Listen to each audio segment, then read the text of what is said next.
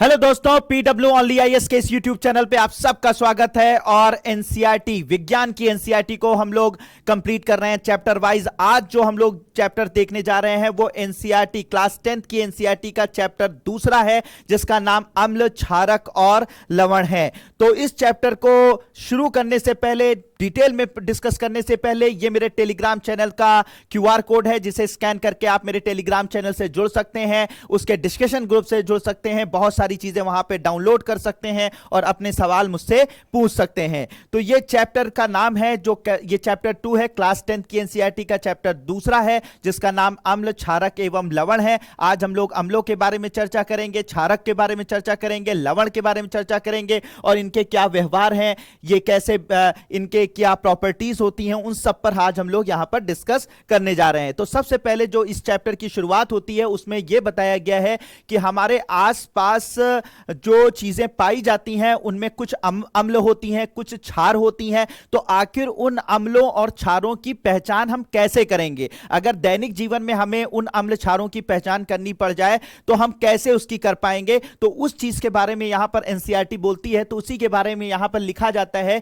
कि अम्ल, सबसे पहले तो जो भी अम्लीय चीजें होती हैं उनका स्वाद खट्टा होता है। तो याद रख लीजिएगा, पहला पॉइंट तो यही हो गया कि जो अम्लों का स्वाद हमेशा कैसा होता है? खट्टा होता है। साथ ही साथ एक लिटमस पेपर होता है, लिटमस पत्र होता है, जो एक विशेष प्रकार के शैवाल से बनाया जाता है, ठीक है, एक लिचन से के पौधे से बनाया जाता है। तो वो जो लिटमस होता है, ठीक है, लिटमस होता है, वो एसिड जो होगा, यानी कि जो अम्ल होगा, वो नीले लिटमस पत्र को लाल कर देता है। यानी कि नीला लिटमस पेपर, अगर आप कोई भी एसिड वाली चीज होगी तो अगर आप उसमें नीले कलर का लिटमस पेपर लेकर जाएंगे तो वो उसे क्या कर देता है? लाल कर देता है। ठीक है, तो याद रखिएगा, अम्लों का स्वाद खट्टा होता है। और दूसरा पॉइंट ये है कि यह नीले लिटमस पत्र को क्या कर देता है? लाल कर देता है। तो इससे यह पहचान हो जाती है कि यह चीज अम्ल है। ठीक है, अम्ल है।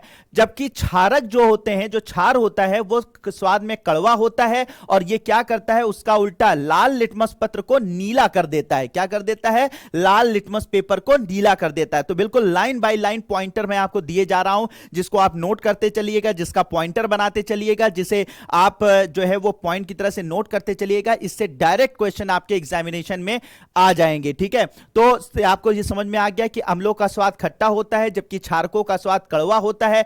जो अम्ल होते हैं ये नीले लिटमस पत्र को लाल कर देते हैं और साथ ही साथ जो क्षारक होते हैं वो लाल लिटमस पत्र को नीला कर देते हैं। ठीक है, अब लिटमस, मैंने जैसा बताया था कि ये जो लिटमस पेपर होता है ये प्राकृतिक सूचक होता है, यानी ये प्रकृति में मिलता है। लिटमस जो है वो एक विशेष प्रकार के लिचन से बनाया जाता है। ठीक है, तो उससे बनाया जाता है। इसी प्रकार अगर ये तो हमें वहां से मिलता है लिटमस, जिससे वो पत्र बनाकर हम टेस्ट करते हैं ये एसिड है या बेस है। इसके अलावा आप हल्दी, अपने घरों में यूज होने वाली जो हल्दी होती है, उस हल्दी से भी पता लगा सकते हैं कि ये एसिड है या क्या है। तो उसके बारे में भी यहां पर बताया गया है कि हल्दी जो होती है एक ऐसा सूचक है जो क्या कर देता है कि श्वेत कपड़े पर लगे सब्जी के दाग पर जब क्षारकीय प्रकृति वाला साबुन रगड़ते हैं तब उस धब्बे का रंग भूरा लाल रंग हो जाता है। ठीक है, तो लेकिन कपड़े को अत्यधिक जल से धोने के पश्चात वह फिर से पीले रंग का हो जाता है। अम्ल एवं क्षारक की जांच के लिए आप संश्लेषित सिंथेटिक, तो मतलब इन्होंने ये यहां पर बताया है कि सीधी सी बात है कि जैसे सब्जी है तो सब्जी में आप हल्दी डालते हैं, तो जब आप हल्दी डालते हैं तो अगर आप उसे साबुन से रगड़ते हैं, साबुन क्या होता है? उसमें क्षार होता है। साबुन क्या होता है? क्षारी होता है। तो जब आप हल्दी, यानी कि मान लीजिए कपड़े के अंदर वो सब्जी लग गई, अब सब्जी में क्योंकि हल्दी है, और जब आप उस कपड़े को साबुन से धुलेंगे तो साबुन जैसे उस पर रिएक्ट करेगा, जैसे उस पर क्षार रिएक्ट करेगा, वो जो हल्दी जो पीले कलर की आपको दिखाई पड़ेगी, जो पीले रंग का धब्बा पड़ा होगा आपके कपड़े पर, वो लाल रंग में बदल जाएगा। इसे अपने घर में करके देखिएगा। ठीक है, तो इसका मतलब ये होता है कि क्षारी उसमें जाने पर जो हल्दी होती है वो लाल हो जाती है, ये उस चीज का। तो ये भी एक प्रकार का प्राकृतिक सूचक है। तो इस प्रकार हल्दी भी एक ऐसा सूचक है। क्या आपने कभी ध्यान दिया कि श्वेत कपड़े पर लगे सब्जी के दाग पर जब क्षारकीय प्रकृति वाला साबुन रगड़ते हैं तो उस धब्बे का रंग भूरा लाल हो जाता है? ठीक है, ये आपने अक्सर देखा होता है। इसका मतलब कि हल्दी जो है वो अगर संपर्क में आती है क्षार के तो वो किस में बदल जाती है? पीले से लाल रंग में बदल जाती है। तो ये बात याद रखिएगा। ठीक है, उसके बाद जो है अम्ल एवं क्षारक की जांच के लिए कुछ सिंथेटिक अम्ल चीजों की जरूरत होती है, कुछ संश्लेषित रसायनों की जरूरत होती है, जिसकी मदद से आप ये पता कर सकते हैं कि ये अम्ल है या क्षार है। तो इसमें आपका यूज किया जाता है मेथिल ऑरेंज, ठीक है, एवं फिनोप्थलीन, ठीक है। तो याद रखिएगा ये दो चीजें याद रखिएगा कि मेथिल ऑरेंज और फिनोप्थलीन की मदद से हम एसिड और बेस को पहचानने में मदद ले सकते हैं। तो ये सब नाम कभी भी पूछ दिया जाता है कि भाई मेथिल ऑरेंज कहां उपयोग में आता है, तो आप बताइए अम्ल और क्षारकों की पहचान में इनका उपयोग किया जाता है, ठीक है। अब यहां पर थोड़ा सा इन्होंने, तो आपने ये देखा लिटमस पेपर पर क्या प्रभाव पड़ता है, आपने देखा हल्दी जो है वो एक सूचक है जिसकी वजह से हम क्षारीय प्रकृति जान जाते हैं किसी भी चीज की। तीसरा जो है कुछ संश्लेषित पदार्थ हैं जैसे मेथिल ऑरेंज और फिनोप्थलीन है, इसकी मदद से हम जो है वो एक सूचक की तरह इसका उपयोग करते हैं जिससे हम एसिड और बेस को या अम्ल और क्षार को पहचान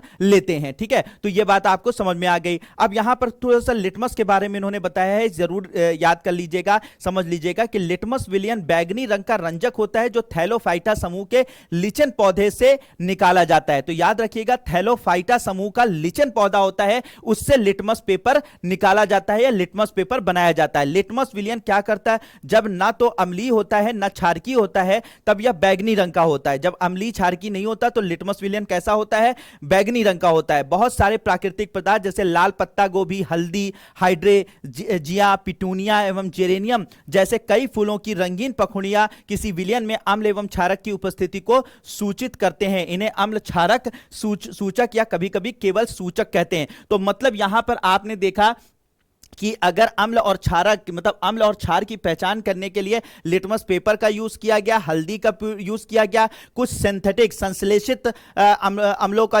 संश्लेषित रसायनों का उपयोग किया गया जैसे मेथिल ऑरेंज और फिनोप्थलीन का। अगर आपसे पूछा जाए क्या कुछ ऐसे पौधे भी होते हैं जो एसिड और बेस की पहचान करने में हमारी मदद करते हैं, तो वही एनसीईआरटी ने बोला है कि लाल पत्ता गोभी हो, हल्दी है, हाइड्रेजिया है, पिटूनिया है एवं जेरेनियम जैसी जो पौधे होते हैं, ये सब भी जो है वो अम्ल और क्षारक की उपस्थिति के सूचक होते हैं। तो अगर अम्ल और क्षारक की पहचान करने के लिए इन सब चीजों का उपयोग किया जा सकता है। तो इन सबको एक बार याद रखिएगा, इनका नाम याद रखिएगा कि इनका उपयोग अम्ल क्षारक की के सूचक की तरह से इनका उपयोग किया जाता है, ठीक है। तो यही चीज एनसीईआरटी में बताई गई है। अब नेक्स्ट कहा गया है कि अम्ल एवं क्षारक धातु के साथ कैसे अभिक्रिया करते हैं। अब देखिए बहुत ही आसान चीजें हैं, बस मैं पॉइंटर आपको बताता जा रहा हूं कि कैसे इसे करना है। तो सीधी सी बात है कि अब पहला पॉइंट हम यहां पर देखने जा रहे हैं कि अम्ल एवं क्षारक धातु के साथ कैसे अभिक्रिया करते हैं। यानी अम्ल और क्षार जब धातु के साथ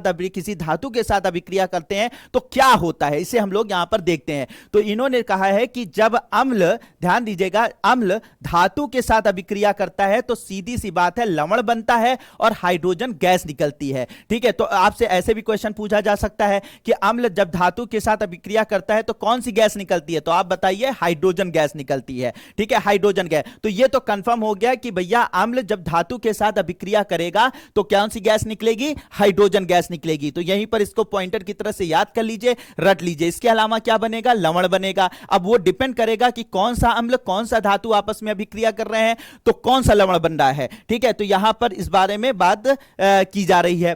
तो इस अभिक्रिया को निम्न प्रकार से लिख सकते हैं। अब इन्होंने इसमें जैसे कि इन्होंने सोडियम हाइड्रोक्साइड है और जिंक है, यानी कि एक तरीके का क्या है, ये क्षार है। तो जब ये जिन अभिक्रियाओं का विश्लेषण किया, अब यहां पे जो क्षार है जिंक के साथ जब अभिक्रिया कर रहा है तो ऐसी कंडीशन में सोडियम जिंकेट बन रहा है और हाइड्रोजन गैस निकल रही है, ठीक है, हाइड्रोजन गैस निकल रही है। तो ये बात करें तो आपने जिन अभिक्रियाओं में परीक्षण किया, क्या आप उनके समीकरण लिख सकते हैं। इस अभिक्रिया के निम्न प्रकार से, इसमें कुछ इन्होंने क्रियाकलाप दे रखा था, उसके बाद इसका यहां पे फॉर्मूला दिया। इसका मतलब यह है, देखिए अम्ल जब धातु के साथ अभिक्रिया करेगा तो लवण और हाइड्रोजन गैस निकालेगा।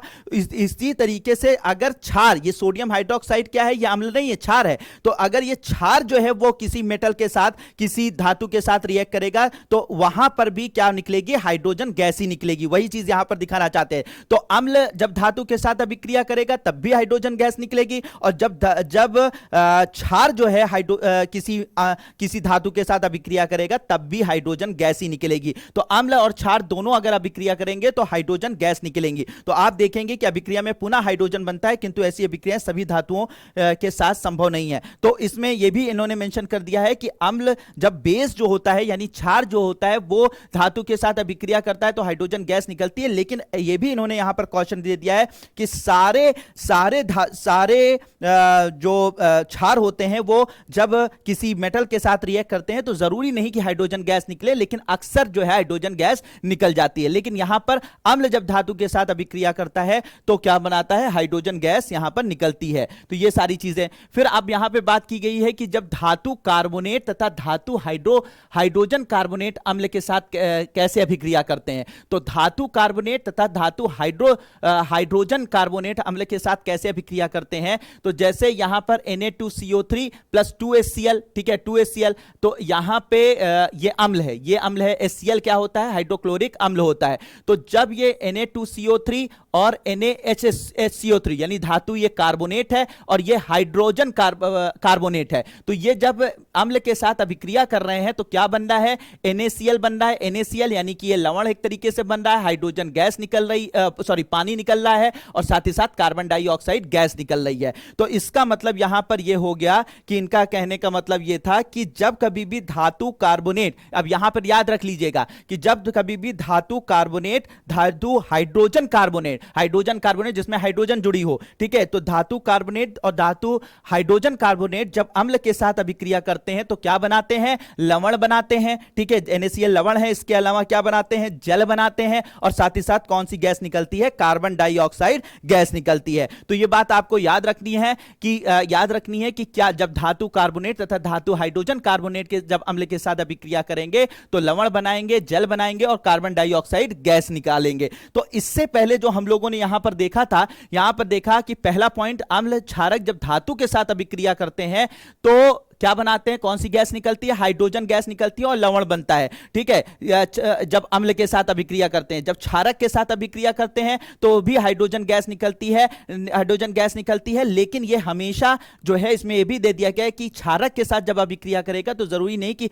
हमेशा जो है सभी धातुओं के साथ ऐसा ही संभव हो, लेकिन अम्ल के साथ जब धातु अभिक्रिया करेगी तो लवण और हाइड्रोजन गैस निकालेगी। दूसरा जो पॉइंट इन्होंने दिया कि जब धातु कार्बोनेट तथा धातु हाइड्रोजन कार्बोनेट, अच्छा एक बात याद रखिएगा, ये सब फॉर्मूला एक लाइन रटने की आपको जरूरत नहीं, ये सब डायरेक्ट आपसे नहीं पूछा जाएगा। बस कभी हो सकता है बस इतना पूछ ले, बहुत ज्यादा हुआ तो आपसे इतना पूछा जा सकता है। ये मत सोचिएगा एक पॉइंट हमें रटना है, ये Na2CO3 प्लस 2HCl बैठ के रट रहे हैं, ऐसा कभी यूपीएससी इस तरीके के फॉर्मूले वाले क्वेश्चंस नहीं देगी, ठीक है। तो ये आप भूल जाइए, ठीक है, ये सब चीजें नहीं, बस आपको पता इतना होना चाहिए कि धातु कार्बोनेट तथा धातु हाइड्रोजन कार्बोनेट अम्ल के साथ अभिक्रिया करता है तो कौन सी गैस निकलती है या क्या क्या निकलता है। तो इसमें जैसे वहां पर जब अम्ल के साथ जो है वो मेटल यानी कि जब धातु रिएक्ट कर रहा था तो हाइड्रोजन गैस निकल रही थी, वहां पे हाइड्रोजन गैस, यहां पर कौन सी गैस निकल रही है, कार्बन डाइऑक्साइड गैस निकल रही है। इसके अलावा पानी निकल रहा है, इसके अलावा जो है लवण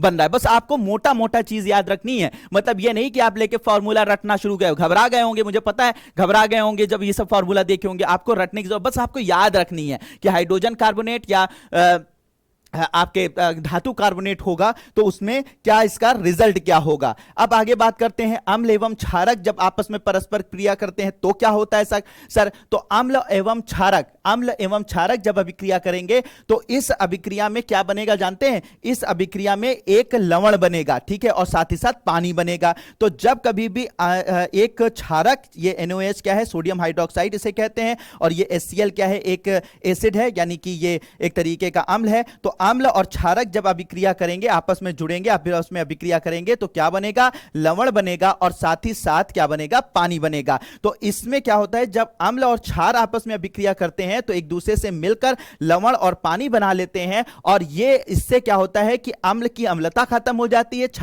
अम्ल की अम्लता खत्म हो जाती है, क्षार की क्षारकता खत्म हो जाती है, और ये पूरा का पूरा जो है वो न्यूट्रलाइज हो जाती है रिएक्शन, ठीक है, ये पूरा का पूरा उदासीन हो जाती है रिएक्शन। इसी वजह से इस रिएक्शन को उदासीनीकरण अभिक्रिया के नाम से जानते हैं। किस नाम से जानते हैं? उदासीनीकरण की अभिक्रिया के नाम से जानते हैं। मतलब यह हुआ कि आपके शरीर में, मान लीजिए बहुत ही सिंपल सा एग्जांपल मैं बता रहा हूं कि आपके स्टमक में एसिड होता है। आपको पता होगा, सुना होगा, आपने कभी पढ़ा होगा कि हमारे जो स्टमक होता है, हमारा जो अमाशय होता है, उसमें से HCl नाम की गैस, HCl नाम का अम्ल निकलता है। बहुत ही खतरनाक, बहुत ही तेज अम्ल होता है।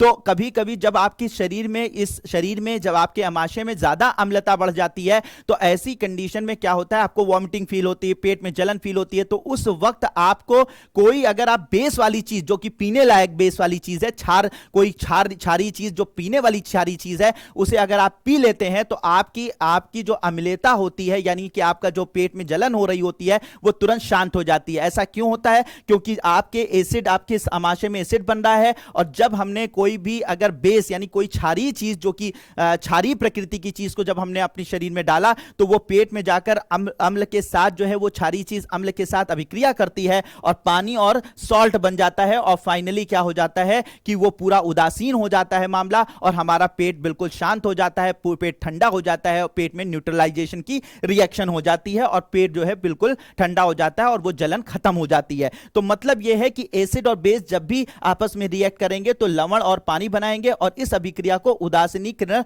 की अभिक्रिया बोलेंगे, क्योंकि इसमें जो HCl जो अम्ल होता है, वो पूरी तरीके से क्षार के साथ अभिक्रिया करके क्या हो जाता है, उदासीन हो जाता है, उसकी अम्लता खत्म हो जाती है। ठीक है, ये कह सकते हैं। तो यहां पर बात याद हो गई कि क्षारक और अम्ल जब आपस में अभिक्रिया करेंगे तो क्या बनाएंगे, लवण और जल बनाएंगे। तो बात, मुझे लगता है आपकी ये भी बात क्लियर हो गई होगी। अब आगे की बात करते हैं, अम्लों के साथ धात्विक ऑक्साइडों की अभिक्रिया। अगर धात्विक ऑक्साइड, ठीक है, धात्विक ऑक्साइड जब अभिक्रिया करेंगे अम्लों के साथ तो क्या होगा? ठीक है, तो याद रखिएगा, कोई भी धातु ऑक्साइड होगी, बस इसको बेसिक याद रखना है, आपको पूरे फॉर्मूले नहीं रटने हैं। तो जब धातु ऑक्साइड जब अम्ल के साथ अभिक्रिया करेगी तो लवण बनाएगी और जल बनाएगी। तो सीधी सी बात है, यहां पर भी वही, जैसे उदासीनीकरण की अभिक्रिया होती है, अम्ल और क्षार जैसे आपस में मिलकर लवण और जल बनाते हैं, वही सी तरीके से यहां पर भी होता है। धातु ऑक्साइड जब अम्ल के साथ अभिक्रिया करेगी तो लवण और जल बनाएगी। ठीक है, तो क्षारक एवं अम्ल की अभिक्रिया के समान ही धात्विक ऑक्साइड अम्ल के साथ अभिक्रिया करके लवण एवं जल प्रदान करते हैं, अतः धात्विक ऑक्साइड को क्षारकीय ऑक्साइड भी कहते हैं। तो क्योंकि यहां पर धात्विक जो ऑक्साइड है वो क्षार की तरीके से बिहेव कर रहे हैं, तभी तो वो अम्ल को क्या बना दे रहे हैं, लवण और जल में परिवर्तित कर दे रहे हैं। तो इसलिए धात्विक जो ऑक्साइड है वो एक तरीके का, उनका नेचर जो होता है, उनकी जो प्रकृति होती है वो क्षारीय होती है, तभी तो ये क्षार हो गया और ये अम्ल हो गया, मिलकर लवण और जल बना लेते हैं। तो याद रखिएगा कि धात्विक ऑक्साइड अम्ल के साथ अभिक्रिया करके लवण और जल का निर्माण करती हैं। ठीक है, निर्माण करती हैं। अब आगे बात करते हैं, क्षारक के साथ अधात्विक ऑक्साइड की अभिक्रियाएं क्या होती हैं। क्षारक जब अधात्विक ऑक्साइड के साथ अभिक्रिया करता है, अधात्विक की यहां पर बात हो रही है, यानी जो धातु से नहीं बनी ऑक्साइड होती है, ठीक है, उनके साथ अभिक्रिया करता है तो क्या होता है, तो ये उसी का उल्टा। तो मतलब कैल्शियम हाइड्रोक्साइड जो एक क्षारक है, कार्बन डाइऑक्साइड, कार्बन जो है वो अधात्विक है और उसका ऑक्साइड क्या हो जाएगा, कार्बन डाइऑक्साइड के साथ अभिक्रिया करके लवण एवं जल का निर्माण करता है। चूंकि क्षारक एवं अम्ल के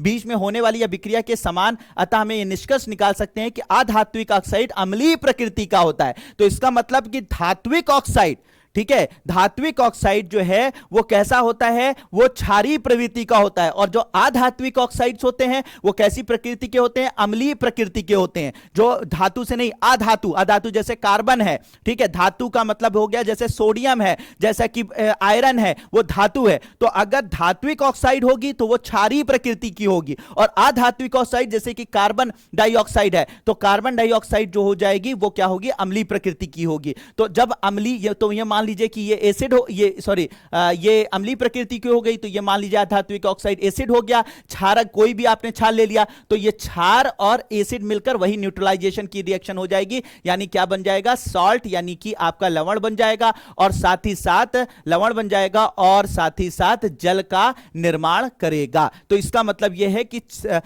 जब हम धात्विक ऑक्साइड को अम्ल के साथ अभिक्रिया कराएंगे तो उसमें भी उदासीनीकरण की अभिक्रिया होगी, और साथ ही साथ जब क्षारक को हम अधात्विक ऑक्साइड के साथ अभिक्रिया कराएंगे तो क्या होगा, वही आपकी उदासीनीकरण की अभिक्रिया होगी। ठीक है, अब बात यहां पर की जा रही है कि सभी अम्लों और एवं क्षारकों में क्या समानताएं होती हैं। तो इसमें अम्लों और क्षारकों में समानताओं की बात कही जा रही है। तो इसमें मैं बेसिक जो इन्होंने समझाने की कोशिश की है, इसे आप समझने की कोशिश करिएगा कि जो अम्ल होते हैं, याद रखिएगा, जो अम्ल देखे जाते हैं, ये अम्ल जब कभी भी इनको वाटर में डिसॉल्व किया जाता है, जब इनको मतलब पानी में घोला जाता है, तो ऐसे ये क्या होते हैं कि आयनों में जो है या फिर इनके ऊपर धारा का प्रवाह किया जाता है। पहले तो वो जो अगर उसको जल में जो घोला जाएगा उसको आगे मैं बताऊंगा। तो यहां पर इन्होंने जो कहा है कि बल्ब के जल मतलब इस विलयन से विद्युत का प्रवाह, यानी कि कोई भी अम्लीय माध्यम है, कोई भी अम्लीय माध्यम है जहां पे अम्ल मौजूद है, तो उन अम्लीय माध्यम में जब विद्युत का प्रवाह किया जाता है, विद्युत का प्रवाह किया जाता है, तो ऐसी कंडीशन में वहां पर जो अम्ल होता है वो धनायन और ऋणायन में टूट जाता है। तो अम्लीय विलयन में विद्युत धारा का प्रवाह अम्ल में उपस्थित इन्हीं आयनों द्वारा होता है। यानी कि जब कभी भी कोई अम्लीय माध्यम होता है या अम्ल होता है, तो उसमें जब हम धारा का प्रवाह कराते हैं, विद्युत धारा का प्रवाह कराते हैं, तो वो अपने आयनों में बदल जाता है, आयंस में टूट जाता है। अब आयंस में टूट जाता है तो जैसे HCl है, तो HCl अगर है तो HCl में धनायन जो होते हैं जिनमें धनात्मक चिन्ह लगा होता है, तो ये धनायन है। तो H पॉजिटिव आयन यानी H धनायन तथा ऋणायन क्लोरीन, ठीक है, क्लोरीन, इसमें ये टूट जाता है, यानी इसमें ब्रेक हो जाता है। तो वही बात यहां पे बताई गई कि अम्लों में धनायन H प्लस तथा ऋणायन जैसे HCl में Cl निगेटिव, ठीक है, HNO3 में NO3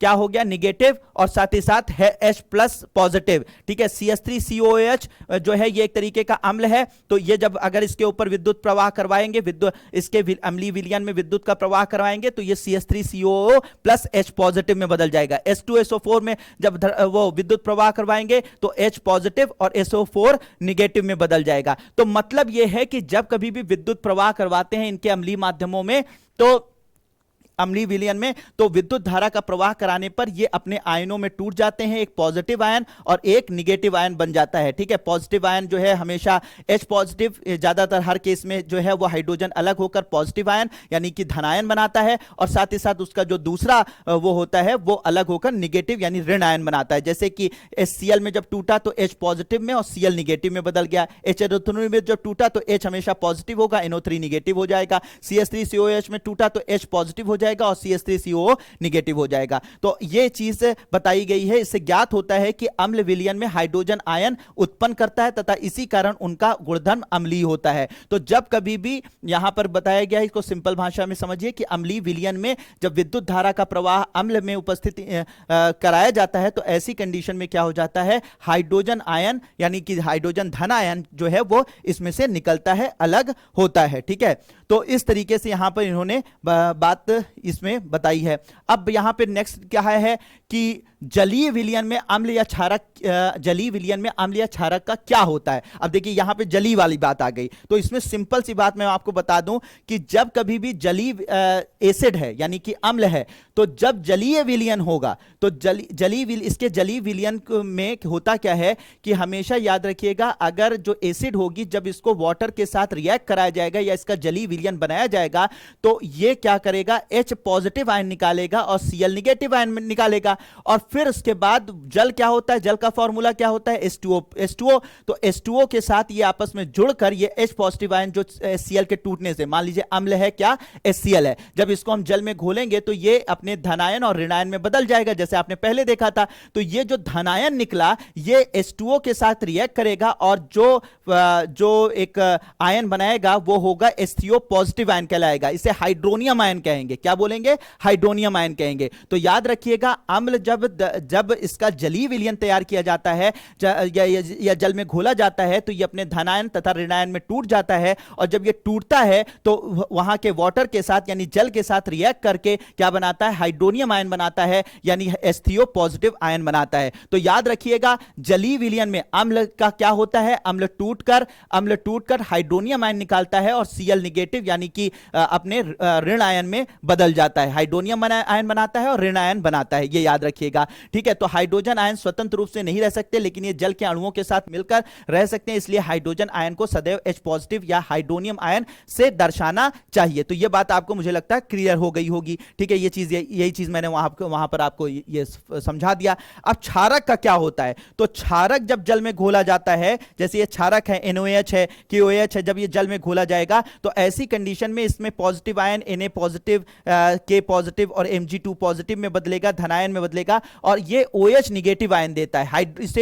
इसे हाइड्रोक्साइड आयन कहते हैं, हाइड्रोक्साइड आयन। तो याद रखिएगा कि जब कभी भी क्षार जो है जल में घोला जाएगा तो वो हाइड्रोक्सिल आयन या हाइड्रोक्साइड आयन उत्पन्न करेगा। क्या उत्पन्न करेगा? हाइड्रोक्साइड आयन, यानी OH निगेटिव आयन उत्पन्न करेगा। और जब जल के अंदर अम्ल को घोला जाएगा तो ऐसी कंडीशन में हमेशा हाइड्रोनियम आयन निकलेगा। तो हाइड्रोनियम यानी कि अगर सिंपल भाषा में अगर हम एक लाइन में बात करें कि जल के विलयन में, जलीय विलयन में अम्ल और क्षारक का क्या होता है, ये जो क्वेश्चन यहां पे पूछा गया, अगर इसका जवाब मैं दूं तो जलीय विलयन में अम्ल जो है वो क्या निकालता है? हाइड्रोनियम आयन निकालता है, और क्षारक जो है वो क्या निकालते हैं? हाइड्रोक्सिल या हाइड्रोक्साइड आयन निकालते हैं। हाइड्रोक्साइड आयन निकालते हैं। क्या निकालते हैं? हाइड्रोक्साइड आयन निकालते हैं। ये बात याद रखिएगा। जैसे यहां पर आप देख रहे हैं, इसको जल में घोला गया, हाइड्रोक्साइड आयन निकाला, हाइड्रोक्साइड आयन निकाला, हाइड्रोक्साइड आयन निकाला। तो ये याद रखिएगा। तो आपसे सिंपल यही पूछा जा सकता है कि जलीय विलयन में जब हम एसिड को डालते हैं तो कौन सा आयन निकलता है, और अगर क्षार को डालते हैं तो कौन सा आयन निकलता है। तो याद रखिएगा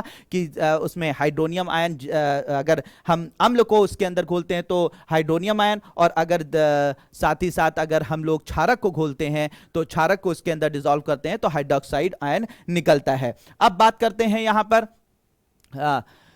हाँ, अब यहां पे एक चीज याद रखिएगा कि ये बहुत अच्छा पॉइंट इन्होंने दिया है कि सभी क्षारक जल में घुलनशील नहीं होते। सभी जो क्षारक होते हैं वो जल में घुलनशील नहीं होते हैं। जल में जो घुलनशील क्षारक होते हैं उन्हें क्षार कहा जाता है। ठीक है, उन्हें क्षार कहा जाता है। तो याद रखिएगा, क्षारक और क्षार में डिफरेंस आ गया यहां पर, यानी कि सभी क्षारक जल में घुलनशील नहीं होते। जल में घुलनशील क्षारक को क्या बोलते हैं? क्षार बोलते हैं। ठीक है, इनका स्पर्श साबुन की तरह स्वाद कड़वा होता है तथा प्रकृति संचारक होती है। इन्हें कभी भी छूना या चखना नहीं चाहिए क्योंकि यह हानिकारक होते हैं। तो यह बात पॉइंट यहां पर दिया है। तो इसका मतलब साबुन वगैरह में क्या पाया जाता है? क्षार पाया जाता है। ठीक है, क्षार पाया जाता है। तो जल में घुलनशील क्षारक को, सीधी सी बात है, पॉइंट याद रखिएगा कि सभी के सभी जो आपके क्षारक होते हैं वो घुलनशील नहीं होते। जो घुलनशील होते हैं उन्हें स्पेशली क्या बोला जाता है? क्षार कहा जाता है। ठीक है, क्षार कहा जाता है। और ये प्रकृति में संचारक होते हैं, स्वाद कड़वा होता है और स्पर्श साबुन की तरह यानी चिकना होता है। ठीक है, और फिर ये अम्ल और के साथ जब रिएक्ट करते हैं तो लवण और जल बनता है। तो आपको पता ही है, ये अपने पहले देख ही दिया है। तो जल में अम्ल या क्षारक के घुलने की प्रक्रिया अत्यंत ऊष्माक्षेपी होती है। ऊष्माक्षेपी अभिक्रिया कल आपको मैंने बताया ही था। तो याद रखिएगा, जल में अम्ल या क्षारक के घुलने की प्रक्रिया अत्यंत ऊष्माक्षेपी प्रक्रिया होती है। याद रखिएगा, जिन लोगों ने इससे पहले की कल वाली क्लास नहीं करी है जाकर जरूर देख लें। ठीक है, जरूर देख लें, उसमें सब ऊष्माक्षेपी अभिक्रिया क्या होती है। ठीक है, ये ऊष्माशोषी अभिक्रिया क्या होती है, सब यहां पे बताया गया है। ठीक है, जल में तो यही चीज यहां पर इन्होंने बताई है कि जल में सांद्र नाइट्रिक अम्ल या सल्फ्यूरिक अम्ल को मिलाने समय अत्यधिक सावधानी रखनी चाहिए। अम्ल को सदैव धीरे धीरे जल को लगातार हिलाते हुए जल में मिलाना चाहिए। सांद्र अम्ल में जल मिलाने पर उत्पन्न हुई ऊष्मा के कारण मिश्रण अस्फलित होकर बाहर आ सकता है तथा आप जल सकते हैं। साथ ही अत्यधिक स्थानीय ताप के कारण प्रयोग में उपयोग किया जा रहा है। कांच का पात्र भी टूट सकता है। मतलब इन्होंने जब अगर आपको लैब में अगर एसिड और जल को मिलाना है, यानी कि अम्ल और जल को मिलाना है, तो उसमें आपको ध्यान रखना चाहिए, अत्यंत सावधानी बरतनी चाहिए। अम्ल को हमेशा हमेशा याद रखिएगा, जो क्षार वो अम्ल होता है उसमें पानी मत डालिए, बल्कि क्या कीजिए, पानी के अंदर धीरे धीरे धीरे धीरे क्या कीजिए, अम्ल को डालिए और धीरे धीरे, और ऐसे जो परखनली है उसको हमेशा ऐसे हिलाते रहिए जिससे वो उसमें घुलता जाए। नहीं तो अगर एक साथ आपने सारा का सारा अम्ल पानी में डाल दिया या पानी को अम्ल में डाल दिया तो ऐसे में विस्फोट हो जाएगा और सारा का सारा जो आपका शीशे का बर्तन होता है, परखनलियां होती हैं, वो टूट जाएंगी और आपको चोट लग सकती है। इस चीज को यहां पर बताया गया है। अब अम्ल एवं क्षारक के विलयन कितने प्रबल होते हैं, इसका ज्ञान कैसे होता है, मतलब कौन सा जो भी हमें अम्ल दिया गया है वो कितना प्रबल अम्ल है और कितना क्षीण अम्ल है, इसका पता कैसे लगेगा, वो या कोई भी चीज अम्लीय है या कितनी क्षारीय है, इसका पता कैसे चलेगा। तो इसके लिए यूज किया जाता है, वैसे बहुत सारे तरीके हैं लेकिन पीएच स्केल का उपयोग किया जाता है अमूमन। तो पीएच स्केल हमें क्या बताता है, पहली लाइन में, एक लाइन में समझना हो तो क्या है, पीएच स्केल हमें यह बताता है कौन सा अम्ल कितना ज्यादा अम्लीय है और कौन सा क्षार कितना ज्यादा क्षारीय है। ठीक है, तो अम्ल और क्षार की प्रबलता को जांचने का, मापन करने का जो एक तरीका है वो पीएच स्केल कहा जाता है। ठीक है, जिसमें पीएच का पी जो है वो पी का मतलब होता है पुषांश या पोटेंज जिसे कहा जाता है, और एच का मतलब हाइड्रोनियम आयन होती है, शक्ति होती है इसका। तो ये पुषांश का जो पुषांश या पोटेंज का अर्थ होता है शक्ति। ठीक है, ये शक्ति का वो जो घोतक होता है। तो पी का मतलब क्या होता है, पुषांश या पोटेंज, और इसका मतलब होता है शक्ति। ये एक तरीके का जर्मन शब्द है। ठीक है, तो इसमें दो तरीके की चीजें, इसका जो स्केल नापा जाता है यहां पे आप समझ लीजिए पीएच को देखने के लिए। तो सबसे ये 0 से लेकर 14 तक की स्केल होती है। ठीक है, अम्ल और क्षार को पता करने के लिए की जो स्केल होती है, यानी पीएच जो स्केल मानी जाती है कि कौन सा अम्ल कितना अम्लीय प्रकृति का है, कितना क्षारीय प्रकृति है, उसको जांचने के लिए जो स्केल मापी जाती है वो 0 से लेकर 14 तक मापी जाती है। 7 जो है, अगर कोई भी चीज आपको दे दी जाए, अगर उसका जो है पीएच वैल्यू अगर 7 है तो इसका मतलब वो उदासीन है, ना वो अम्ल है ना वो क्षार है। याद रखिएगा, अगर किसी भी चीज का पीएच वैल्यू जो है 7 है तो इसका मतलब वो उदासीन है, वो ना अम्ल है ना क्षार है। जैसे कि प्योर वाटर, अगर डिस्टिल वाटर अगर देखा जाए तो वो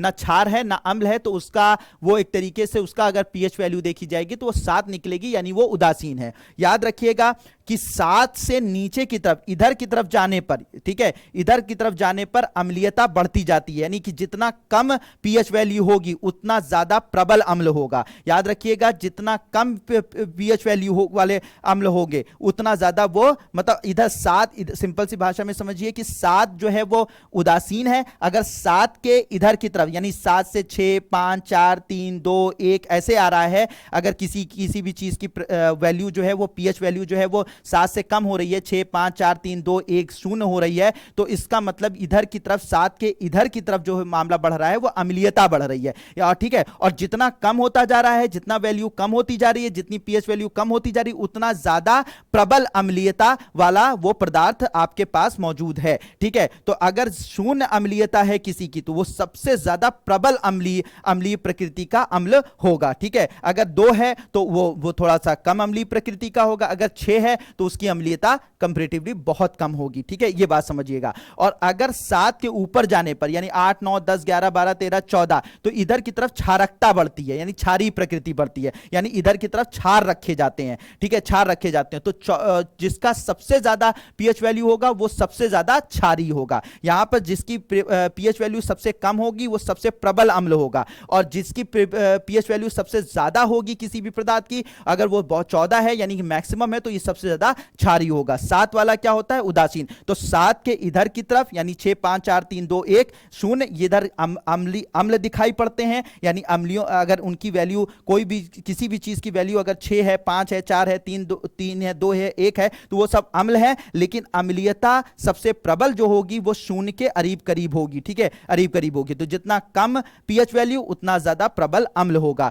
इसी तरीके से अगर इधर की तरफ बढ़ते हैं तो इधर की तरफ जो भी चीजें 7 के ऊपर वाली जो पीएच वैल्यू वाली चीजें होती हैं वो क्षार होती हैं, और जो सबसे ज्यादा पीएच वैल्यू का क्षार होता है जैसे 14 है तो वो सबसे प्रबल क्षार कहलाता है। तो होप कि ये बात आपको समझ में आ गई होगी। 7 क्या है, उदासीन है। तो यहां पर इस तरीके से देखा जाता है। तो कभी कभी ये जो क्षार होता है, क्षार और अम्ल में कुछ चीजों का पूछ लिया जाता है कि किसकी पीएच वैल्यू कब कितनी होती है। तो जठर रस, यानी कि जो हमारा जो स्टमक में एसिड होता है जिसमें मुख्यतः HCl होता है, ठीक है, उसका जो पीएच वैल्यू होती है 1.2 होती है। तो इसका मतलब ये प्रबल अम्ल टाइप का है, यानी कि इसकी पीएच वैल्यू काफी कम है। तो स्टमक के अंदर जो एसिड होता है, जठर रस जिसे बोलते हैं, उसकी पीएच वैल्यू 1.2 होती है। नींबू का जो रस होता है उसका 2.2 होती है। शुद्ध जल मैंने आपको बताया 7 होती है। रक्त जो होता है हमारा ब्लड होता है वो थोड़ा सा क्षारीय होता है क्योंकि उसके 7 से ज्यादा है, 7.4 है।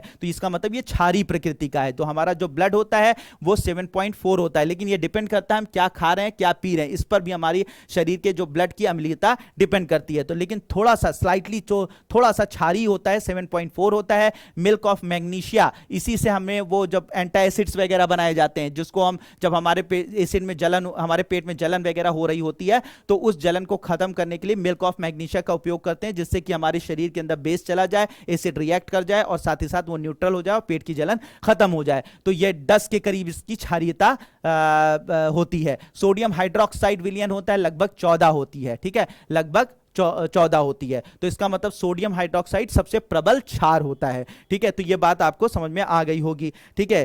तो अब ये सारी चीजें आपको समझ में आ गई होंगी। ये सब चीजें कभी कभी पूछ ली जाती हैं छोटी छोटी चीजों का कि भाई ये आपका जठर रस का क्या होता है, नींबू का रस का क्या होता है, तो इसे याद रखिएगा। फिर उसके बाद इसमें पूछा गया है कि आपके बगीचे में मिट्टी का जो पीएच होता है वो क्या है, ठीक है। तो अब अच्छी उपज के लिए पौधों, बहुत इंपॉर्टेंट है, अच्छी उपज के लिए पौधों को एक विशिष्ट पीएच परास की आवश्यकता होती है। किसी पौधे के स्वस्थ विकास के लिए आवश्यक पीएच को ज्ञात करने के लिए विभिन्न स्थानों की मिट्टी एकत्र कीजिए, ये उन्होंने क्रियाकलाप बताया है। लेकिन क्या होना चाहिए कि एक मतलब एक लिमिटेड उसमें हमेशा होना, ज्यादा अम्लीय नहीं होना चाहिए। तो हमारे जो खेत होते हैं वो ज्यादा अम्लीय हो गए या बहुत ज्यादा क्षारीय हो गए, तो ऐसी दोनों कंडीशन में जो है वो पैदावार कम हो जाएगी। तो हमें एक बीच का स्टैंडर्ड बना के रखना होता है, जिससे कि ना ज्यादा अम्लीय हमारे खेतों की मिट्टी हो, ना ज्यादा क्षारीय हो, दोनों हमारे लिए हानिकारक हो सकते हैं, ठीक है। तो दैनिक जीवन में पीएच का महत्व, तो क्या पौधे एवं पशु पीएच के प्रति संवेदनशील होते हैं? बिल्कुल होते हैं। हमारा शरीर 7 से 7.8 पीएच परास के बीच कार्य करता है। यह बहुत इंपॉर्टेंट है, पॉइंट याद रख लीजिएगा। हमारा शरीर का जो पीएच वैल्यू होता है वो 7 से लेकर 7.8 पीएच परास के बीच कार्य, यानी कि हमारा शरीर मतलब स्लाइटली थोड़ा सा क्षारीय होता है। हमारे शरीर में जैसे ब्लड हमने देखा था, रक्त देखा था, वैसे ही हमारे शरीर में जो चीजें मौजूद होती हैं वो थोड़ा क्षारीय प्रकृति पर बेहतर कार्य करती हैं, ठीक है। तो हमें इसी वजह से कहते हैं बहुत सारा अगर आप फास्ट फूड वगैरह खाते हैं तो वो आपके शरीर में अम्लीयता को बढ़ा देता है, जबकि हमारा थोड़ा सा स्लाइटली जो है वो क्षारीय होना चाहिए, जिससे हमारी बॉडी बेहतर वर्क कर पाए। तो हम लोग ज्यादा जो फास्ट फूड होते हैं वो ज्यादातर हमारे शरीर के जो ब्लड होता है या हमारे शरीर की जो ये होता है क्षारीय, ये कैसे पीएच वैल्यू को थोड़ा सा बढ़ा देता, कम कर देता है, ठीक है, कम कर देते हैं, थोड़ा अम्लीय कर देता है। इसलिए हमें थोड़ा सा क्षारीय चाहिए, यानी 7.8 के करीब चाहिए। तो हम लोग फास्ट फूड ना खाएं, तो हमारा जो शरीर है वो उसकी वैल्यू जो है वो लगभग 7 से 7.8 पीएच के करीब बनी रहती है, जिससे हमारा शरीर बेहतर तरीके से काम करता है। जीवित प्राणी केवल संकीर्ण पीएच परास में ही जीवित रह सकते हैं। वर्षा के जल का पीएच का मान 5.6 से कम हो जाता है तो वह अम्लीय वर्षा कहलाती है। अगर कोई वर्षा हो रही है तो हमारे वायुमंडल में बहुत सारी गैसेज हैं, सल्फर डाइऑक्साइड है और भी बहुत सारी गैसेज हैं, कार्बन डाइऑक्साइड है। तो ये जो सल्फर डाइऑक्साइड, कार्बन डाइऑक्साइड, ये सब जो है वो वायु में जब वर्षा के जो ऊपर आसमान में जो बादल होते हैं उनमें जो जल होता है उसके साथ रिएक्ट करके एसिड बना लेते हैं, और ये एसिड जो है वो नीचे जब गिरता है और उसका वैल्यू जो है अगर 5.6 से कम हो जाता है यानी अम्लीय हो जाता है, तो इसी को हम लोग अम्लीय वर्षा कहते हैं। और आपको पता है कि चाहे हमारा शरीर हो या जंतुओं का शरीर हो या पेड़ पौधे हो, वो ज्यादा अम्लीय माध्यम में सही से कार्य नहीं कर पाते। तो जब अम्लीय वर्षा होती है तो हमारे पेड़ पौधों को नुकसान पहुंचता है, ठीक है, उनको नुकसान पहुंचता है। जो जंतु होते हैं, जानवर होते हैं, उनके शरीर को नुकसान पड़ता है, उनकी स्किन को नुकसान पड़ता है। तो अम्लीय वर्षा हमारे लिए हानिकारक होती है। इसे आप एनवायरमेंट में अच्छे से पढ़ेंगे तो याद रखिएगा, अम्लीय वर्षा जो होती है वो 5.6 से कम उसका पीएच वैल्यू होता है, जिसमें जलीय जीवधारी पर भी नुकसान पहुंचता है, पौधों पर भी नुकसान पड़ता है। शुक्र, इसमें एक बहुत इंटरेस्टिंग फैक्ट बताया है, जो शुक्र है, शुक्र वीनस ग्रह है, वहां पर हमेशा उसका वायुमंडल सल्फ्यूरिक अम्ल का बना होता है, ठीक है, उसका वायुमंडल बहुत मोटे सल्फ्यूरिक अम्ल का वायुमंडल वहां पर बना हुआ है, तो वहां पर लगातार अम्लीय वर्षा होती रहती है। यही वजह है कि वहां पर जीवन संभव नहीं हो पाता है, ठीक है, बहुत अम्लीयता में और बहुत क्षारीयता में, दोनों में जीवन संभव नहीं हो पाता है, ठीक है। अब हमारे पाचन तंत्र का पीएच देख लें तो हमने आपको शुरू में बताया कि HCl हाइड्रोक्लोरिक एसिड जो होते हैं हमारे पेट में जो निकल रहा होता है, ठीक है, निकल रहा होता है, तो वो आपको पता ही है, उसका आपको पता भी चल गया कि उसका पीएच वैल्यू क्या है, यानी हाइड्रोक्लोरिक एसिड बहुत ही प्रबल अम्ल है। तो जब हमारे पेट में वो निकल रहा होता है तो वो क्या करता है, हमारे खाने के पाचन में सहायक होता है। वो अच्छी बात है, खाने के पाचन में सहायक होता है। वो बहुत सारे एसिड्स होते हैं, बहुत सारे एंजाइम होते हैं, उनको वो एक्टिवेट करता है, उनको एक्टिव बनाता है, और उसी वजह से वो पाचन कर पाते हैं। तो मतलब ये है कि हमारा जो अमाशय होता है, ठीक है, समझिएगा इस बात को, कि हमारा जो अमाशय होता है वो बहुत सारे एंजाइम निकालता है, ठीक है। अब ये जो एंजाइम होते हैं, ये जो एंजाइम होते हैं ये तभी एक्टिवेट होते हैं, यानी कि ये तभी जो सक्रिय होते हैं जब HCl इन पर काम करता है। तो HCl जब काम करता है तो ये एंजाइम को एक्टिव कर देता है, और जब एंजाइम एक्टिव हो जाते हैं तो क्या होता है कि पाचन की प्रक्रिया सही ढंग से हो पाती है। तो अगर HCl ना हो तो हमारे एंजाइम एक्टिवेट ना हो, और एक्टिवेट ना हो और पाचन की प्रक्रिया संभव ही ना हो पाए। लेकिन अगर ये ज्यादा निकलने लगता है तो फिर हमारे पेट में जलन सी शुरू हो जाती है, और उसके लिए मैंने क्या बताया था कि आपको एंटा एसिड देना पड़ता है। एंटा एसिड कैसा होता है? क्षारीय प्रकृति का होता है। तो क्षार और अम्ल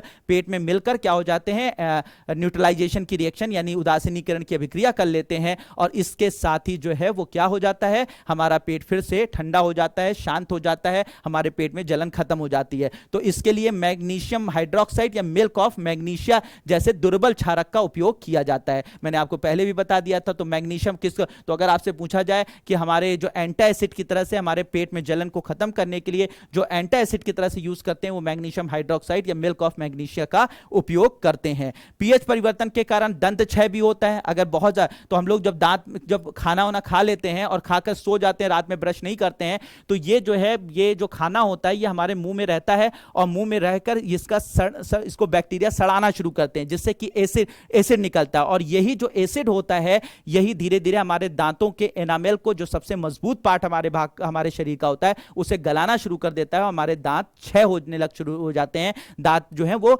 खराब होने शुरू हो जाते हैं, और हमको लगता है कि हमें कीड़े लग गए हैं। तो वो असल में पीएच की वजह से ही होता है। तो मुंह के पीएच का मान 5.5 से कम होने पर दांतों का क्षय प्रारंभ हो जाता है। इसलिए रात में ब्रश करके सोइए, ठीक है। तो मुंह के पीएच का मान 5.5 से कम होने पर दांतों का क्षय प्रारंभ हो जाता है, ठीक है। अब ये क्यों होता है ये मैंने आपको बता दिया कि आपके शरीर के अंदर मुंह के अंदर बैक्टीरिया जो है वो आपके मुंह के अंदर लगे मुंह के अंदर मौजूद जो भोजन के कण होते हैं उनको सड़ाते हैं, जिससे एसिड बनता है और हमारे दांतों के क्षय का कारण होता है। इसके अलावा कुछ पशु हैं और पौधे हैं जो क्या करते हैं, अपने एसिड की मदद से अपनी आत्मरक्षा करते हैं, ठीक है। एसिड की मदद, जैसे नेटल प्लांट है, नेटल प्लांट जो है उसमें मेथनोइक अम्ल छोड़े जाते हैं, ठीक है। तो इससे क्या होता है, नेटल के डंक वाले बाल मेथनोइक अम्ल छोड़ते हैं, जिनके कारण जलन वाले दर्द का अनुभव होता है। तो नेटल एक पौधा होता है, अगर उसकी पत्तियां अगर आपके शरीर पर छू गई तो वो क्या होती है, उनकी पत्तियों में कौन सा एसिड होता है? मेथनोइक एसिड होता है, मेथनोइक अम्ल होता है। तो वो जब हमारे शरीर पे पड़ते हैं तो शरीर में जलन शुरू हो जाती है। तो इसलिए नेटल प्लांट जो है अपनी आत्मरक्षा के लिए इसका उपयोग करते हैं, ठीक है। इसका उपयोग करते हैं, डंक जैसा लगता है। मधुमक्खी है, मधुमक्खी में भी आपका मधुमक्खी भी जो है अम्ल छोड़ती है, जिससे क्या होता है कि वो हमारे शरीर के अंदर वो अपने जब वो डंक मारती है तो अम्ल छोड़ देती है, जिससे क्या हो जाता है कि वहां पर जो है वो इरिटेशन होने लगती है, जलन होने लगती है, और उस जगह पे सूजन आ जाती है। तो चाहे वो मधुमक्खियां हों, चाहे वो नेटल प्लांट हो, ये सब क्या होते हैं, एसिड को छोड़कर वो क्या करते हैं, अपने शरीर पर अपनी आत्मरक्षा का काम करते हैं, जिससे कि लोग उनसे दूर भागे, उनको पकड़े ना, उनको नुकसान ना पहुंचाएं, ठीक है। तो ये सारी की सारी चीजें यहां पर बताई जा रही हैं। नेटल क्या होता है इसके बारे में बताया गया, एक प्लांट है, मैंने आपको पहले बता दिया। अब यहां पर कुछ प्राकृतिक अम्लों के बारे में बताया गया, जैसे सिरका है, तो सिरका में एसिटिक अम्ल होता है, याद रखिएगा, बहुत इंपॉर्टेंट, अक्सर पूछा जाता है, ठीक है। सिरके में कौन सा एसिड होता है? एसिटिक एसिड होता है, ठीक है। खट्टा दूध जो होता है उसमें कौन सा एसिड होता है? लैक्टिक एसिड होता है। संतरा जो है उसमें सिट्रिक एसिड होता है, ठीक है। नींबू जो होता है उसमें सिट्रिक एसिड होता है। इमली जो होता है उसमें टार्टरिक एसिड होता है। चींटी के डंक में मेथनोइक एसिड होता है, ठीक है। नेटल के डंक में क्या होता है? मेथनोइक एसिड होता है। तो चींटी का जो लाल वाली चींटियां काटती हैं या मधुमक्खी काटती हैं तो इनमें मेथनोइक एसिड देखा जाता है। टमाटर जो होता है वो ऑक्जेलिक एसिड होता है। यही ऑक्जेलिक एसिड शरीर में, जब ज्यादा आप टमाटर खाते हैं तो ऑक्जेलिक एसिड आपके शरीर में इकट्ठा होकर क्या बना लेता है? पथरी बना लेता है। तो जो किडनी में पथरियां पाई जाती हैं, आपके गुर्दे में पथरियां पाई जाती हैं, वो ऑक्जेलिक अम्ल के क्रिस्टल्स ही होते हैं। इसलिए कम टमाटर जो है वो ज्यादा नहीं खाना चाहिए। अब बात यहां पर हो रही है कि लवणों का पीएच, यानी कि जो ये सॉल्ट्स होते हैं उनका पीएच वैल्यू की बात हो रही है।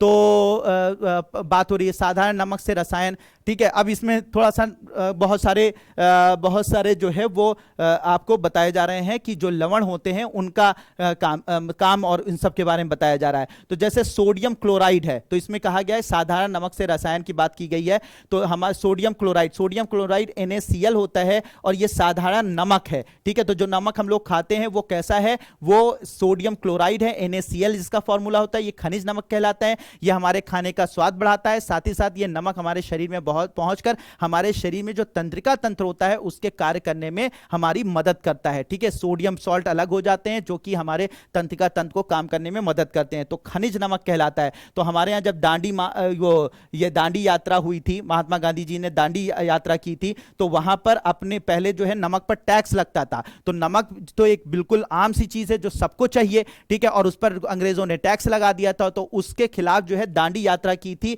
अपने हाथ से खुद नमक बनाया था हमारे गांधी जी ने। तो वो गांधी जी की दांडी यात्रा इसी नमक को बनाने, अपने खुद के नमक को बनाने के लिए कि हम भैया टैक्स नहीं देंगे, हम अपना नमक खुद बना लेंगे। तो स्वतंत्रता संग्राम में नमक का एक महत्वपूर्ण प्रतीक के रूप में उभरा था, जब मतलब अंग्रेजों के खिलाफ, अंग्रेजों के टैक्स के खिलाफ, नमक पे टैक्स के खिलाफ महात्मा गांधी ने एक आंदोलन किया था जिसे दांडी यात्रा की कही गई थी, जिसमें हमने अंग्रेजों का विरोध करते हुए अपना नमक खुद बनाया था। तो ये हमारे स्वतंत्रता संग्राम का नमक बहुत बड़ा प्रतीक बन गया था। तो नमक आपको समझ में आ गया। फिर उसके बाद साधारण नमक बता दिया, रसायनों का कच्चा पदार्थ सोडियम क्लोराइड होता है, ठीक है, हाँ होता है। सोडियम हाइड्रोक्साइड, ये सब अब याद रखिएगा और इनके यूज याद रखिएगा, हमेशा याद रखिएगा। ये जो लवण मैं आपको बता रहा हूं इनके आपको उपयोग पता होने चाहिए। इनके उपयोग आपसे पूछे जाते हैं, कैसे बनते हैं ये मैटर नहीं करता है, हाँ इनका उपयोग आपको पता होना चाहिए, ये जरूर आपको याद होना चाहिए,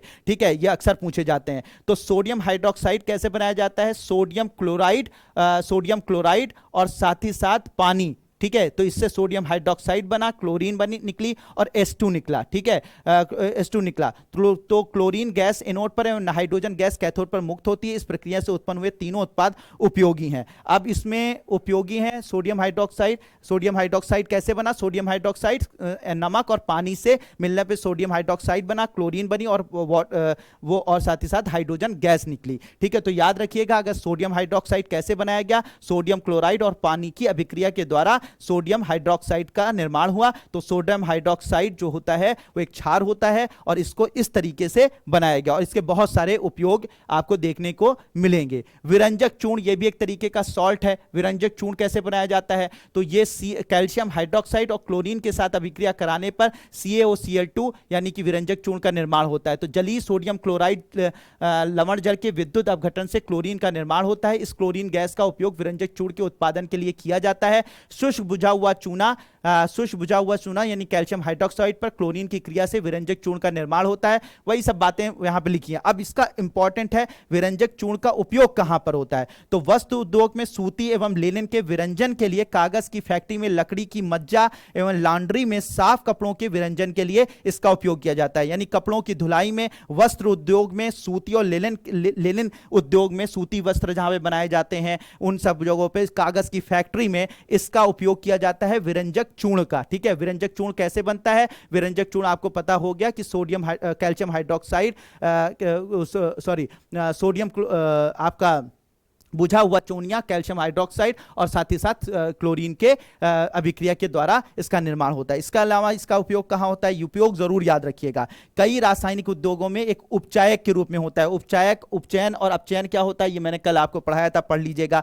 पीने वाले जल को जीवाणु से मुक्त करने में भी इस विरंजक चूर्ण का उपयोग किया जाता है। तो विरंजक चूर्ण का उपयोग इन तीन चीजों में, वस्त्र उद्योग में किया जाता है, लकड़ी से मज्जा निकालकर जो वो बनाया जाता है कागज, तो कागज उद्योग में इसका उपयोग किया जाता है। लॉन्ड्री में, कपड़ों की सफाई में इसका उपयोग किया जाता है। रासायनिक उद्योग में उपचायक के रूप में किया जाता है और जीवाणुओं को मुक्त करने में, पीने वाले जल को साफ करने में इसका उपयोग किया जाता है। इसके अलावा बेकिंग सोडा, अब बेकिंग सोडा की अगर बात की जाए तो बेकिंग सोडा जो है वो रासायनिक नाम क्या होता है, सोडियम हाइड्रोजन कार्बोनेट, ठीक है, सोडियम हाइड्रोजन कार्बोनेट। अब बेकिंग का नाम हो रहा है तो इसका मतलब ये खाने के लिए इसका उपयोग किया जाएगा, बेक करने के लिए इसका उपयोग किया जाएगा। तो याद रखिएगा इस यौगिक का तो बेकिंग सोडा का उपयोग आमतौर पर रसोई घर में स्वादिष्ट खस्ता पकौड़े, जो आपके यहाँ ये जो होते हैं आपके ये पूड़ियाँ बनती हैं, या फिर आप कह सकते हैं भटूरे बनते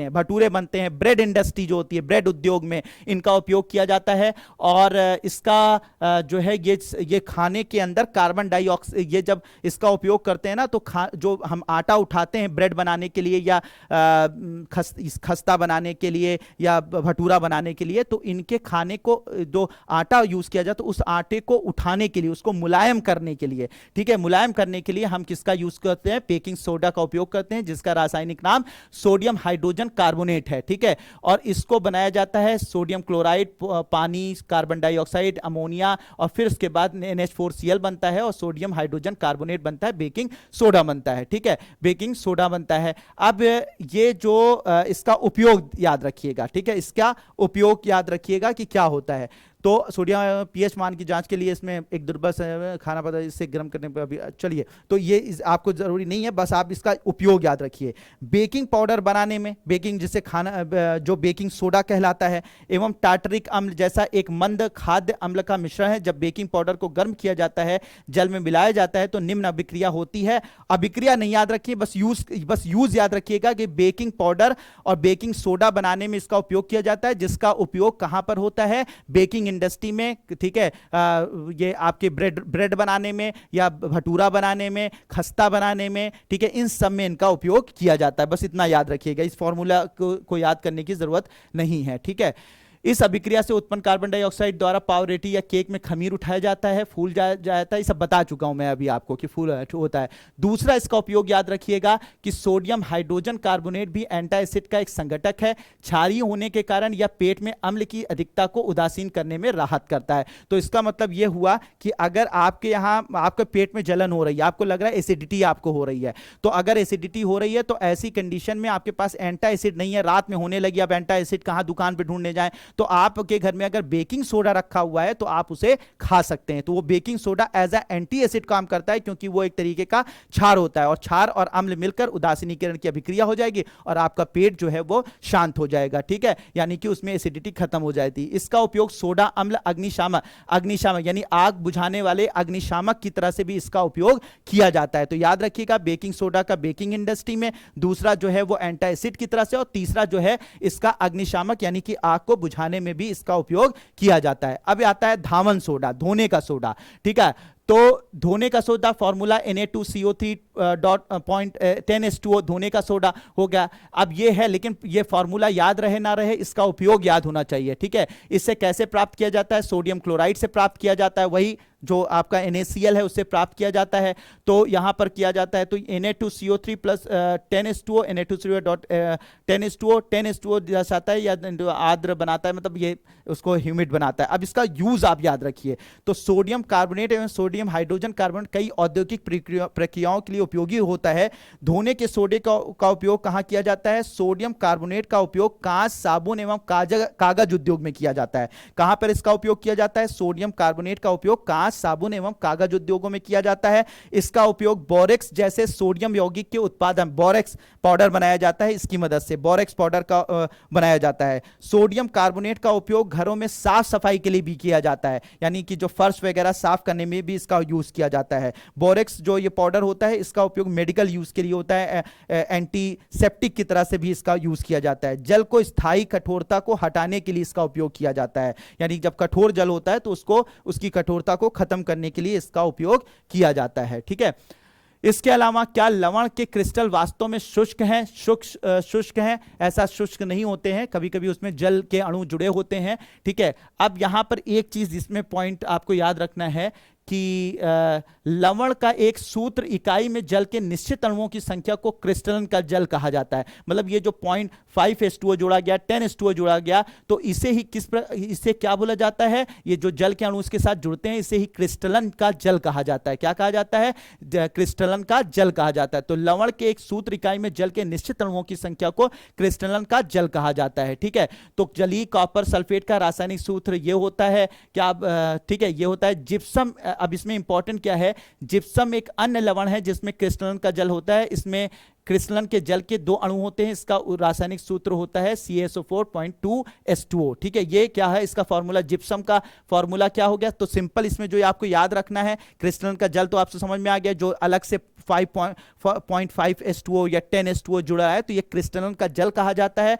ठीक है, इसी तरीके का एक लवण होता है जिप्सम, CaSO4.2H2O, ये जिप्सम है। ठीक है, जिप्सम है। अब जिप्सम से क्या होता है कि ये जिप्सम है। अब इस जिप्सम का उपयोग जो है वो किया जाता है आपके जो निर्माण उद्योग होता है उसमें यूज किया जाता है। इसके अलावा plaster of Paris, plaster of Paris, तो जब जिप्सम को, याद रखिएगा बच्चों, जब जिप्सम को 373 केल्विन पर गर्म किया जाता है तो इसके जल के अणुओं का त्याग कर देता है, यानी ये जिसके जल के अणु निकल जाते हैं, जिससे क्या बनता है CaSO4.5 H2O बनता है। ठीक है, यानी कि अर्धहाइड्रेट या हेमीहाइड्रेट बनता है और इसे ही हम लोग प्लास्टर ऑफ पेरिस कहते हैं। तो प्लास्टर ऑफ पेरिस किससे बनाया जाता है, जिप्सम से बनाया जाता है। 373 केल्विन पर इसको बनाया जाता है। तो प्लास्टर ऑफ पेरिस का फॉर्मूला ये है, जिप्सम का फॉर्मूला ये है। इसमें से जब जल के अणु निकल जाते हैं तो इससे प्लास्टर ऑफ पेरिस बन जाता है। और प्लास्टर ऑफ पेरिस जो होता है उसका उपयोग जो है वो कहां पर किया जाता है, प्लास्टर ऑफ पेरिस का उपयोग जो है जब आपकी हड्डियां टूट जाती हैं तो प्लास्टर बांधने में इसका उपयोग किया जाता है। इससे मूर्तियां बनाई जाती हैं। दांत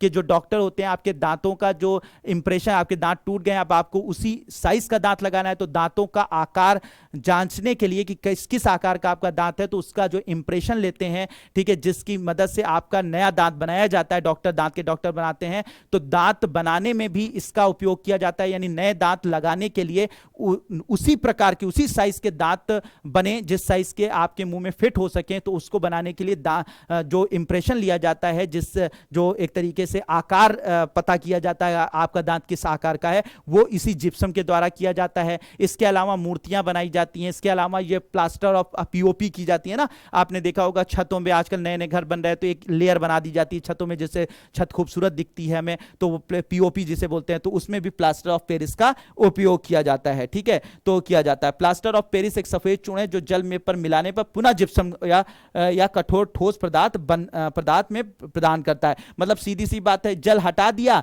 जिप्सम से तो क्या हो गया, plaster of Paris. Plaster of Paris में जल मिला दिया तो फिर क्या हो जाता है, फिर से वो जिप्सम में बदल जाता है। ठीक है, तो ये सब मैंने आपको बता दिया कि कहां कहां इसका उपयोग होता है। ये सब चीजें यहां पर नीचे लिखी हुई हैं। तो होप कि बहुत ही सिंपल सी लैंग्वेज में मैंने ये सारी की सारी चीजें बहुत ही कम समय में, बहुत ही सिंपल सी लैंग्वेज में मैंने ये सारी की सारा चैप्टर आपको पूरे तरीके से कंप्लीट करा दिया। इसे आप एक बार, 2 बार करके और साथ ही साथ सामने एनसीईआरटी रखकर लाइन बाय लाइन पॉइंटर, जो जो चीजें मैंने आप लोगों को बताई हैं कि सिर्फ इतनी चीजें याद रखनी है, इसको पॉइंटर की तरह से नोट करते जाए, बस उतना कर लीजिएगा। सारे जो क्वेश्चन एनसीईआरटी से आते हैं वो डायरेक्ट टू डायरेक्ट यहीं से आ जाएंगे। ठीक है, बिल्कुल परेशान होने की जरूरत नहीं है। तो जल्दी से जल्दी इसको नोट्स बना लीजिए, इसके पॉइंटर की तरह से नोट्स बनाइए। बहुत इसके फॉर्मूले याद करने की जरूरत नहीं है, बस प्रक्रिया याद करने की जरूरत है, उपयोग याद करने की जरूरत है और यही चीजें आपसे पूछी जाती हैं। तो इसके पॉइंटर नोट्स बना लीजिए। तो हम लोग अब मिलते हैं नेक्स्ट चैप्टर में, तब तक के लिए अच्छे से पढ़िए,